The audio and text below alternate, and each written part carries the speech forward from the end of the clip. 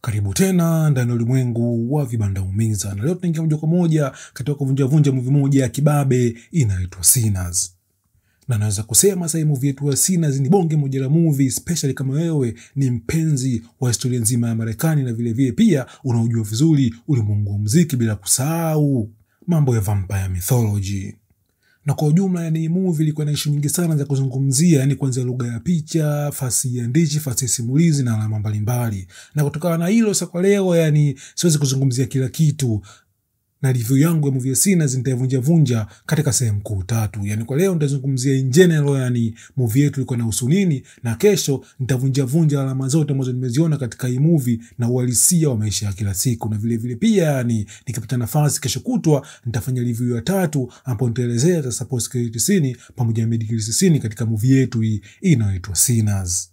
Na kama jina la movie linavyosema yani Sinners, ikimaanisha kabisa yani watu wenye dhambi au watu waliokuwa na dhambi. Umeona mpaka hapo? Na kutokana na hilo kama jina linavyoonekana hapa, movie yetu iliingia deep zaidi katika mambo ya dini, ulimwengu wa kiroho, ulimwengu wa nyama, umeona mambo ya uhuru na issue nyingine kibao. Na hizi issue nitazielezea vizuri kesho nikipata nafasi. Ila je, hii movie yetu ya Sinners ilihusu nini hasa? Na kama wewe ni mara ya kwanza ndani ya ulimwengu wa vibanda umiza, usite kusubscribe. Na movie yetu ndipeleka moja kwa moja mnamo mwaka 1932, na ni kipindi ambacho sasa mapacha wetu wawili hawa, umeona Smoke pamoja na Stark, walikuwa kuchomoka sasa kutoka pande za Chicago na kurudi moja kwa moja kusini huku pande za Mississippi ambako palikuwa nyumbani kwao. Umeona mpaka hapo? Na tulifahamu kitu kimoja kwamba washikaji wawili walikuwa ni wanajeshi wastaafu kutoka jeshi la Marekani, na vile vile pia ni walipigana katika vita vikuu vya kwanza vya dunia ambavyo vilitokea place mwaka 1914 hadi mnamo mwaka 1918. Na inavyoonekana sasa ni baada ya kupambana katika hivi vita, baada ya kurudi nyumbani sasa pande za Mississippi, issue ilikuwa si nzuri, na kutokana na hilo kama kuchomoka sasa kutoka pande za Mississippi na kuna moja kwa moja pande za Chicago. Na huko pande za Chicago sasa jamaa wakafanya kazi sasa chini ya gangster mmoja maarufu kabisa wa Kitaliano, alikuwa akiitwa Al Capino. Na cha kuongezea tu ni kwamba kwa washikaji ambao wanafuatilia vizuri historia ya Marekani ni kwamba sasa pande za Mississippi ni sehemu moja ilikuwa sehemu mbaya sana kwa watu weusi. Yani shoti ilikuwa ni sehemu ambayo kulikuwepo na ubaguzi wa rangi. Umeona mpaka hapo? Na sababu kubwa kabisa sasa ya mapacha Stark pamoja na Smoke kuchomoka pande za Chicago na kurudi nyumbani kwao pande za Mississippi, walikuwa na mpango wa kuanzisha biashara ya baa. Umeona mpaka hapo? Ni kipindi ambacho sasa walikuwa wameiba pesa kibao kutoka kwa magangster pande za Chicago. Umeona mpaka hapo? Na tukiangalia katika movie yetu kuna simbo ya kwanza kabisa ambayo tumeiona. Simbo ya kwanza kabisa ambayo tumeiona hapa ni kwamba sasa huyu mchizi wetu Smoke alikuwa anavaa kofia ya blue, na kwa upande mwingine sasa huyu mchizi wetu Stark alikuwa akivaa kofia nyekundu. Na hii kitu ilikuwa ni bonge moja la alama, yani in short alama ya blue na nyekundu ni bonge moja la alama katika historia ya watu wa Marekani. Na hii kitu nitaelezea vizuri katika deep dive na vibanda umiza hapo kesho nikipata nafasi.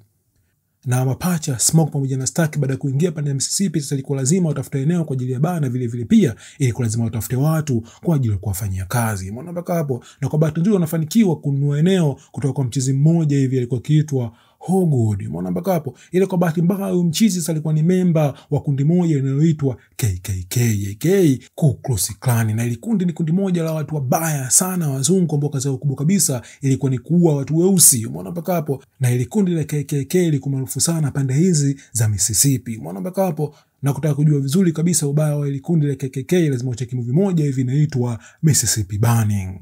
Na vile vile pia mapacha walikuwa wakihitaji masupply. Umeona mpaka hapo? Na katika movie yetu wa masupply walikuwa ni Wachina fulani hivi, dada mmoja Mchina anaitwa Grace pamoja na mume wake anaitwa Bo. Umeona mpaka hapo? Na kihistoria yani umeona nchini Marekani kulikuwa kuna uhusiano mkubwa sana yani kati ya migrant kutoka Asia pamoja na African Americans. Umeona mpaka hapo? Na vile vile kama ninavyofahamu ni kwamba baa kama baa lazima sasa ipate wanamuziki. Umeona mpaka hapo? Na mtu wa kwanza kabisa sasa kumfanyia recruitment alikuwa binamu mmoja hivi anaitwa Sammy aka Preacher Boy. Na jina la Preacher Boy lilikuja kwa sababu huyu mchizi alikuwa ni mtoto wa mchungaji. Umeona mpaka hapo? Na udogo Sammy alikuwa na ndoto moja kubwa sana ya kuwa mwanamuziki wa blues na kuchomoka sasa pande ya Mississippi na kuna moja kwa moja pande za Chicago. Umeona mpaka hapo? Ila mzee wake baba mchungaji alikuwa hataki kabisa mwanae huyo apige muziki wa blues, akiamini kitu kimoja kwamba blues kama blues ulikuwa ni muziki wa kidunia na ni muziki ambao sasa unakaribisha nguvu za giza. Umeona mpaka hapo? Alikuwa anataka mwanae sasa apige muziki wa gospel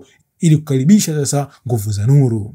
na uhusiano sasa kati ya muziki pamoja sasa na ulimwengu wa kiroho. Issue nitaingia deep vizuri sasa hapo kesho nikipata nafasi. Umeona mpaka hapo. Na mtu wa pili kufanya recruitment alikuwa ni mchezi mmoja hivi anaitwa Data Slim. Umeona mpaka hapo. Na mchezi Data Slim alikuwa ni kama mpiga piano katika maeneo ya Mississippi. Umeona mpaka hapo.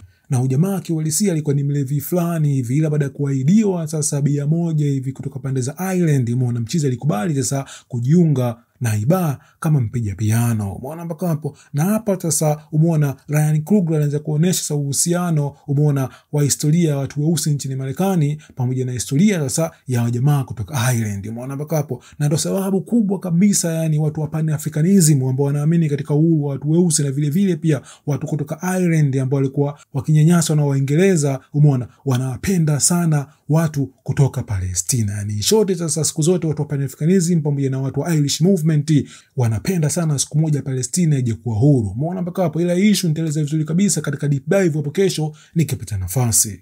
Na vile vile pia ulifanya recruitment mdada mmoja hivi mrembo anaitwa Pierlin ambaye pia alikuwa ni mwimbaji. Na kwa upande mwingine pia alikuwa kuolewa ila alikuwa ni kama kiguru na njia fulani hivi. Umeona mpaka hapo. Na vile vile pia katika movie yetu ulimintroduce mdada mmoja hivi anaitwa Mary. Umeona mpaka hapo. Na Mary kama Mary sasa kimuonekana alikuonekana kama mzungu ila kiuhalisia alikuwa ni mweusi. Umeona mpaka hapo. Na kihistoria sasa ya Marekani wanawaita sasa watu weusi ni white passing black. Yani kiuonekana hivyo wanaonekana kama ni weupe ila kindani ni watu weusi. Na in short katika movie yetu inasemekana sasa ni kuna kama 10% vina ushare ni Mary alikuwa nini, alikuwa mtu mweusi kwa sababu babu yake alikuwa ni mchanganyiko wa mtu mweusi pamoja na mzungu. Umeona mpaka hapo. Na hii concept ni concept fulani hivi ambayo wakati nakuwa ndio nilifahamu vizuri. Kwa mfano sasa umeona wakati niko mdogo niko nafahamu Mariah Carey alikuwa ni mzungu. Umeona mpaka ila kiuhalisia Mariah Carey ni mtu mweusi yani, na Mariah Carey alikuwa ni white passing black. Umeona mpaka hapo. Na hii concept tutaiona sana yani kama ni mfuatiliaji wa historia ya watu weusi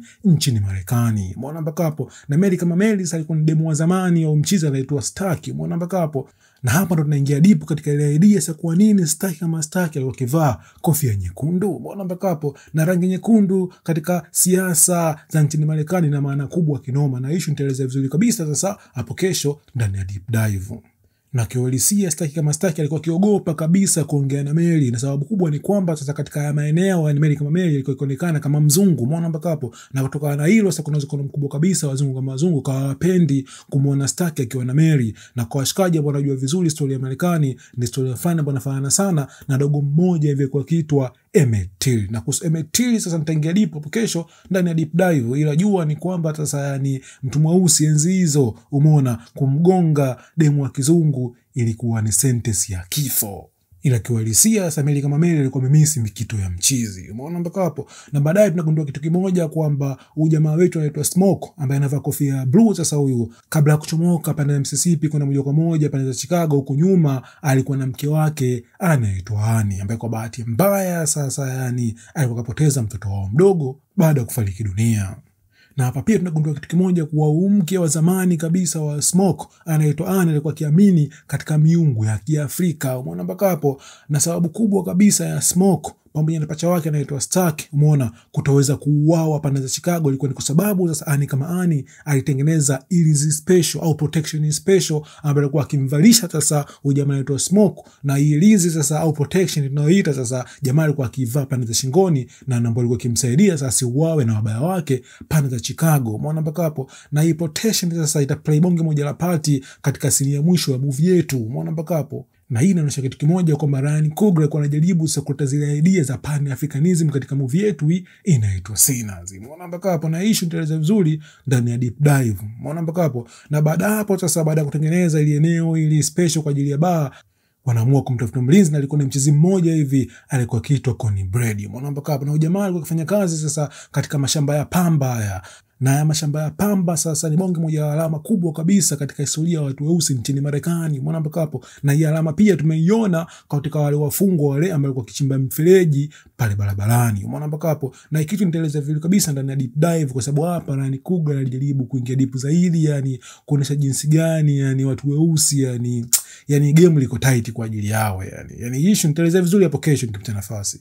Na baadaye kabisa tunakutana sasa na jamaa mmoja hivi alikuwa akiitwa Remick. Umeona mpaka hapo. Na Remick jamaa alikuwa ni vampire huyu mchizi, na huyu mchizi alikuwa ametoka katika nchi moja hivi inaitwa Ireland. Umeona mpaka hapo. Nachokuongezea tu ni kwamba kwa sababu unafuatilia vizuri historia ni kwamba watu kutoka Ireland nao pia katika taifa la Marekani walikuwa ni watumwa. Wakumbuka ni kihistoria ni kwamba watu wa Ireland walitawaliwa na Waingereza kwa muda wa takriban miaka 700. Na kwa bahati nzuri au bahati mbaya tunamwona Remick hapa anafanikiwa kukimbia sasa, na kukimbia moja kwa moja katika nyumba ya wazungu wawili. Umeona mpaka hapo. Na wazungu walikuwa ni mwanamke pamoja na mwanaume. Umeona mpaka hapo. Ila kwa bahati mbaya ni kwamba sasa umeona wazungu wawili walikuwa ni memba wa ile kundi la KKK. Umeona mpaka hapo. Na walikuwa wako pale sasa umeona kwa ajili ya kwenda kuvamia umeona ile bamba ilikuwa imeanzishwa na wale mapacha wawili. Umeona mpaka hapo. Ila kwa bahati mbaya au bahati nzuri tunaona hapa Remick anafanikiwa kuwaua wote na kuwabadilisha kuwa mavampire. Na kwa upande mwingine tunaona kubana nazidi kuchangamka, watu wanafly, wanacheza vizuri kabisa. Umeona mpaka hapo. Na hapa tunaona sasa mchezaji wetu Sami anaingia na kuanza kupiga muziki. Umeona mpaka hapo. Ila Sami kama Sami alikuwa iko very talented kiasi kwamba muziki wake ulikuwa ni very powerful. Kiasi kwamba sasa muziki wake ukafungua ulimwengu wa dunia pamoja na ulimwengu wa kiroho. Umeona mpaka hapo. Na ulimwengu wa kiroho sasa ukaopo katika mfumo fulani wa multiverse. Umeona? Yani past, future pamoja na present. Na hapa tuona vitu vingi sana. Umeona mpaka hapa tuona muziki wa Kiafrika kabla ya utumwa, na vile vile tuliona muziki wa Afrika weusi nchini Marekani ambao ni blues kwa sasa, na vile vile pia tuliona muziki sasa ambao uko future ambao ni muziki wa hip hop. Umeona mpaka hapo. Na issue nitaelezea vizuri nikipata nafasi hapo kesho. Umeona mpaka hapo. Na vile vile pia mkizi kama mchizi alifanikiwa kuona future, yani baa kama baa ilianza kuwaka moto. Na hapa sasa kwa bahati mbaya sasa muziki sasa umeona ulimvutia sana ujamaa wetu anaitwa Remick ambaye alikuwa ni vampire. Umeona mpaka hapo.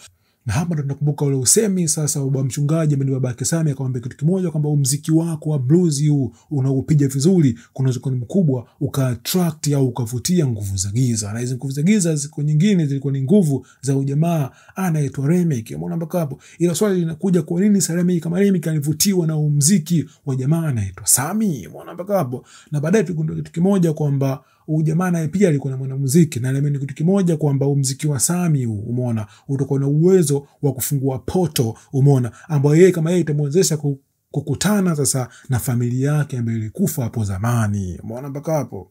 Na tunaona hapa Remick pamoja na vampire wenzake wawili wanaamua kuchomoka na kuingia moja kwa moja katika hii baa. Umeona mpaka hapo. Na hapa taratibu sasa movie yetu inaanza kubadilika sasa na kupata zile vibe za vampire mythology. Umeona mpaka hapo. Issue ya kwanza kabisa vampire kama haujamruhusu umeona kuingia ndani, vampire hawezi kuingia ndani. Umeona mpaka hapo. Na tunaona hapa alijaribu sana pamoja na wenzake yani kuwashawishi mapacha kuingia ndani, ila kwa bahati nzuri sasa ushawishi uligonga mwamba. Umeona mpaka hapo. Na baadaye kabisa tunaona Meli kama Meli hapa anawashawishi wa mapacha kwamba na okay bwana, pesa za watu weusi katika ile banda ili umeona yani hazitoshelezi kuendeleza hii biashara, kwa mtahitaji pesa za wazungu wengine ambao wako radhi yani umeona kufanya kazi na watu weusi. Umeona mpaka hapo. Na tunaona anaamua kutoka nje na kwenda kuongea na Remick, na Meli kama Remick sana anafanikiwa kumpa pesa za dhahabu, na hizo pesa ni pesa za muda mrefu kinoma, yani pesa za zamani. Umeona mpaka hapo. Na hapa tutapata picha moja kwamba huyu vampire wetu Remick huyu umeona alikuwa ni vampire ambaye alikuwa ni mzee yani. Umeona mpaka hapo. Na kuna mzee mkubwa kabisa alikuwepo enzi hizo. Pesa kama pesa ilikuwa sio pesa, ni pesa iliyotumika umeona kwa kutumia hii pesa ya dhahabu yani. Ila kwa bahati mbaya sasa tunaona hapa Remick anafanikiwa kumbadilisha Mary, na Mary inabadilika na kuwa vampire. Umeona mpaka hapo. Na kwa bahati mbaya zaidi sasa mlinzi wetu Connie Bred anafanikiwa kumruhusu Mary kuingia ndani. Umeona mpaka hapo. Na kwa bahati mbaya zaidi tunaona sasa Mary kama Mary anaingia ndani, anafanya mapenzi na jamaa anaitwa Stark, na kwa bahati mbaya sasa Mary kama Mary anafanikiwa kumuua Stark. Na kwa bahati mbaya sasa Mary baada ya kumuua Stark anafanikiwa kuchomoka. Umeona mpaka hapo. Na kwa bahati mbaya zaidi sasa Connie Bred na pia sasa baada ya kwenda nje kujisaidia anakamatwa na Remick, na Remick anafanikiwa kumuua Connie Bred na kumbadilisha kuwa vampire. Umeona mpaka hapa. Na tunaona baadaye kabisa Ani kama Ani sasa anaanza kupata idea kwamba kunaweza kuwa mkubwa kabisa sasa watu ambao tunaona hapa wakawa ni mavampire. Umeona mpaka hapo. Na Ani anamwambia kitu kimoja ili kuhakikisha sasa watu wote ambao tuko ndani ya libanda au ndani ya ibaa kuwa sisi sio mavampire, lazima sasa tule kitunguu saumu weke garlic. Umeona mpaka hapo. Na hii kitu ni issue fulani hivyo ambayo ipo sana katika vampire mythology kwamba vampire hawezi kula garlic. Umeona mpaka hapo. Na vile vile pia anashauri kwa mavampire hawapendi silver, na kwa upande mwingine pia ili tuweze kuua mavampire ilikuwa lazima tuchukue mbao na kuwachomeka katika mioyo yao. Umeona mpaka hapo? Ila kwa upande mwingine tunaona au tunagundua kitu kimoja kwamba mavampire, yani jamaa wa Remick pamoja na wenzake walifanikiwa sasa kuwaua watu wengi sana ambao walikuwepo ndani ya hii bana, kubadilisha na kwa mavampire. Na tunaona hapa Remick kama Remick anafanikiwa sasa kuanza kutengeneza muziki, na huu muziki ulikuwa ni muziki mmoja unaitwa Celtic, muziki fulani hivi kutoka pande za Ireland. Umeona mpaka hapo? Na kwa wale washikaji ambao wajui vizuri kuhusu muziki wa Celtic, tumeona vizuri kabisa katika movie kama Gladiator au katika TV show inayoitwa Game of Thrones. Au vile vile pia kwa washikaji ambao wanamfahamu mwanamuziki mmoja anaitwa Enya. Enya kama Enya, muziki yake mingi sana ni muziki aina ya Celtic. Umeona mpaka hapo? Na kuna uhusiano mkubwa sana au zile vibes za Kiafrika ambazo zinapatikana sana katika muziki ya Celtic yani. Yani in short, kama ni mtu mmoja ambaye unapenda sana mafeeling au zile rhythm za Kiafrika, muziki wa Celtic ni bonge moja la muziki yani.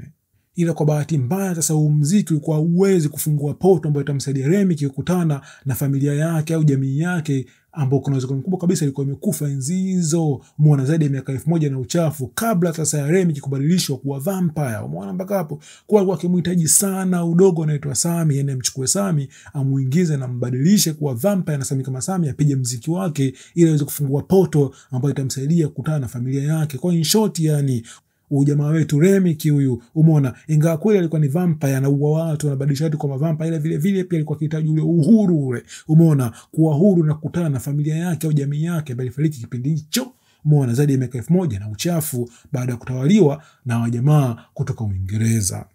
Na pia tunaona Remick hapa alitumia tekniki nyingine kabisa kumconvince Sami, umeona, ajiunge na kundi la mavampire. Kwa maana kitu kimoja kwamba akimbadilisha Sami kwa vampire, basi kunaweza kuwa kabisa Sami kama Sami akaukimbia, umeona, ubaguzi wa rangi nchini Marekani. Umeona mpaka pasa na hapa kama hapa sasa kuna maana kubwa sana kuhusu vampirism au jinsi gani sasa wazungu kama wazungu huwa wanatumia sasa historia ya mtu mweusi, umeona, au kipaji cha mtu mweusi, umeona, kukinyonya kwa ajili ya manufaa yao. Na hii tumeiona sana sasa katika muziki wa watu weusi. Yani asilimia kubwa watu ambao wanafaidika kabisa yani na muziki wa watu weusi ni wazungu ambao ni wanyonyaji, ambao asilimia kubwa waga ni madistributor. Umeona mpaka hapo? Na hii nitenge deep zaidi hapo kesho katika deep dive na vibanda umiza. Umeona mpaka hapo? Na tekniki ya pili sasa walitumia ni kwamba sasa ni walimtishia huyu mdada anaitwa Grace kwamba okay, kuna mwanao anaitwa Lisa, tuenda kule tutamuua mwanao Lisa huyo. Umeona mpaka hapo? Na kutokana na hilo sasa Grace kama Grace alishindwa kabisa kujizuia na akapiga kelele sababu vipi, njoni ngeni ndani tupambane. Sasa hii kitu ni bonge moja la mistake, kwa sababu sasa kwa kuwakaribisha sasa au kwa kupiga hii sauti ambayo Grace alifanya kuwakaribisha mavampire, inamaanisha huo ndio ulikuwa muda mwafaka kabisa wa mavampire kuingia katika ile banda au katika ibaa na kuanza kupambana. Na kwa bahati mbaya sasa watu wengi sana walikufa, Grace pamoja na Annie na watu kibao pamoja na jamaa wanaitwa Dr. Slim. Na hapa pia tunaona mpambano mkubwa sana kati ya Stark pamoja na Smoke. Kumbuka sasa kama Stark sasa alikashabadilika na kuwa vampire, umeona mpaka hapo. Na tunaona hapa kwa bahati nzuri kabisa ile ilizi ile, umeona, ambayo Smoke alikuwa ameivaa ilimzuia Stark kumngata pacha wake yule anaitwa Smoke na kumbadilisha kuwa vampire, umeona mpaka hapo. Na tunaona baadaye Smoke anafanikiwa kumzidi nguvu Stark, na naomba kitu kimoja kwamba okay, sitokuua ila tafadhali sasa ni kama Sami akifanikiwa kuchomoka hapa, umeona, mwache Sami aendelee na maisha yake na usimbuguzi, umeona mpaka hapo. Na tunaona baadaye kabisa tugundua kitu kimoja kwamba Stark pamoja na demo anaitwa Mary ambao wote walikuwa ni vampire walifanikiwa kutoroka yani. Na kwa upande mwingine pia tunaona mpaka sasa yani jamaa wetu Remick anafanikiwa kumkamata Sami. Na baada ya Sami kukamatwa sasa tunaona Sami hapa anaamua kupiga maombi. Kumbuka Sami kama Sami alikuwa ni mtoto wa mchungaji huyu, umeona mpaka hapo. Ila kwa bahati mbaya tunaona Remick anaponda maombi, anaombea maombi mimi pia nilikuwa nikiyapiga zamani, umeona, ila alikuwa hana msaada, umeona mpaka hapo. Kwa hapa sasa ilikuwa ni picha moja kwamba sasa Waingereza, umeona, baada ya kuwatawala watu kutoka Ireland ya, umeona, waliwabadilisha kutoka dini zao na kuwa Wakristo, umeona mpaka hapo. Na kwa bahati mbaya sasa au bahati nzuri sio niseme yani Remick kama Remick aliona kama Ukristo ni kama utumwa wake yeye, na Ukristo kama Ukristo hawezi kumsaidia jamaa wetu huyu anaitwa Sami, umeona mpaka hapa. Na Sami kama Sami sasa akaamua kuchukua gitaa lake na kumpiga nalo la kichwa jamaa anaitwa Remick, umeona mpaka hapo. Na kwa bahati nzuri sasa ile gitaa ilikuwa imetengenezwa kwa kutumia silver pamoja na mbao, na mbao ilikata katika kichwa cha Remick sana kumuumiza Remick, umeona mpaka hapo. na ni kipindi ambacho jua lilikuwa likichomoza katika maeneo ya Mississippi. Umeona mpaka hapo. Na kwa wakati mwingine mbele tunamuona hapa jamaa wetu anaitwa Smoke anachomoka na kumpiga ubao wa mgongo jamaa anaitwa Remick, na kwa bahati nzuri anafanikiwa kumuua Remick, na vile vile pia sasa jua linamchoma Remick na kumuua, na kwa upande mwingine vampire ambao walikuwa katika ile eneo nao pia wanachoma moto na ile jua. Na huo sasa ndo alikuwa mwisho wa Remick pamoja na vampire wenzake katika maeneo ya Mississippi. Ila kumbuka sasa Vampire Stark pamoja na demu wake anaitwa Mary walikuwa wamechomoka. Umeona mpaka hapo. Na wajamaa sasa walimuahidi jamaa wetu anaitwa Smoke kwamba okay, Sami akichomoka yani hawatomdhuru milele. Umeona mpaka hapo. Na tunaona sasa Smoke anamwambia Sami achomoke aende katika familia yake kanisani, na kwa upande mwingine pia Smoke kama Smoke anajipanga sasa kwa ajili ya kupambana na ma-KK hawa ambao watakuja kuvamia katika ile banda KK. Na kwa bahati nzuri sasa Smoke anafanikiwa kuwaua jamaa wote wa KKK ambao walivamia ile banda AK-BAR. Na kwa upande mwingine pia tunaona hapa sasa ni kabla kupambana nao tuliona Smoke anaamua kuchukua Ilizi na kuipiga chini. Na kama ni kitu kimoja kwamba okay, maybe yani watu wote waliokufa ilikuwa kwa sababu yake yeye, yani baada ya kuanzisha IBA. Na vile vile pia kwa okay, hakuna umuhimu wa kuishi kwa sababu pacha wake anaitwa Stark kabadilika na kuwa vampire, na kwa upande mwingine pia mke wake anaitwa Anne kafariki dunia, na vile pia kwa upande mwingine pia mwanae alifariki kipindi hicho. Kwa okay, ndo muda mwafaka sasa maybe wakufa muona na kuungana na familia yake. Umeona mke wake anaitwa Anne pamoja na mtoto wake wa kike au wa kiume. Umeona mpaka hapo. Na tunaona hapa kwa bahati mbaya ni kabla ya kumuua, umeona baada ya kumuua huyu jamaa anaitwa Hogwood, umeona na pia Smoke anafariki dunia, na kabla kufa kwake yani anaona kama image ile, umeona au maono ya mke wake pamoja na mwanae. Na huo ndio ulikuwa mwisho wa Smoke, na Smoke anafariki dunia. Na baadaye tunaona Sami baada ya kuingia katika ile kanisa la babake mzazi, anaona mwanangu yani in short kunaweza kuwa mkubwa kabisa, hii nguvu ambayo baba yangu ananihubiria ni nguvu ambayo haina nguvu kwangu mimi, kwa sababu ile gita yangu ile ni gita ambalo lilinisaidia mimi. Umeona mpaka hapo. Na jamaa kama jamaa anaamua bwana kuanzia sasa ni hatoimba muziki wa gospel, anaamua kuchukua gita lake na kusomoka moja kwa moja kwenda pale Chicago sasa ili kuimba muziki wa blues. Umeona mpaka hapo. Na ikitu sasa ilikuwa ni picha moja ambayo Ryan Coogler alikuwa akielezea kwamba okay, maybe kuna uwezekano mkubwa dini zetu hizi za Kiafrika zikawa nguvu kuliko dini za mapokeo ambayo tunazipata kutoka kwa wageni ambao walivamia barani Afrika, au kwa reference ya watu weusi nchini Marekani baada ya kuingia sasa utumwani, asilimia kubwa walibadilika na kuwa Wakristo. Umeona mpaka hapo. Na vile vile pia movie yetu yani kabla haijaisha ilikuwepo na mid-credit scene moja pamoja na post-credit scene moja, ambayo kitu sasa nitaelezea vizuri hapo kesho kutwa. Ila kwa kesho sasa nitakaa chini nitaanza kuvunja zile symbol zote muhimu, umeona, au lugha ya picha ambayo imetumika katika movie yetu ili kuelewa vizuri kwa nini kabisa Ryan Coogler aliita hii movie yetu Sinners. Umeona mpaka hapo ni wenye dhambi yani, na kwa nini kabisa yani alijaribu kusisitiza yani kuhusu mila na utamaduni wa mtu mweusi. Umeona mpaka hapo. Na kwa jumla hii movie ni bonge moja na movie, na ndio maana sasa Ryan Coogler akawaomba jamaa wasambazaji ni kwamba baada ya miaka 25 hatimiliki za hii movie zitabaki kwa Ryan Coogler. Ila kwa sasa ni kuanzia mwaka huu wa kwanza hadi mwaka 25 wachukue tu pesa. Umeona mpaka hapo. Kwa ujumla naweza kusema sasa hii movie ni bonge moja na movie yani, especially kama una D2 form 4. Na naweza kusema sasa hii movie binafsi yani naipa alama 10 juu ya 10, na ni moja movie bora kabisa katika ulimwengu wa filamu. Na tukutane kesho kwa ajili ya deep dive na vibanda umiza, na vile vile pia kesho kutwa kwa ajili ya post credit scene. Na kwa livumbo zinafuata ndani ya ulimwengu wa vibanda umiza, stay tuned.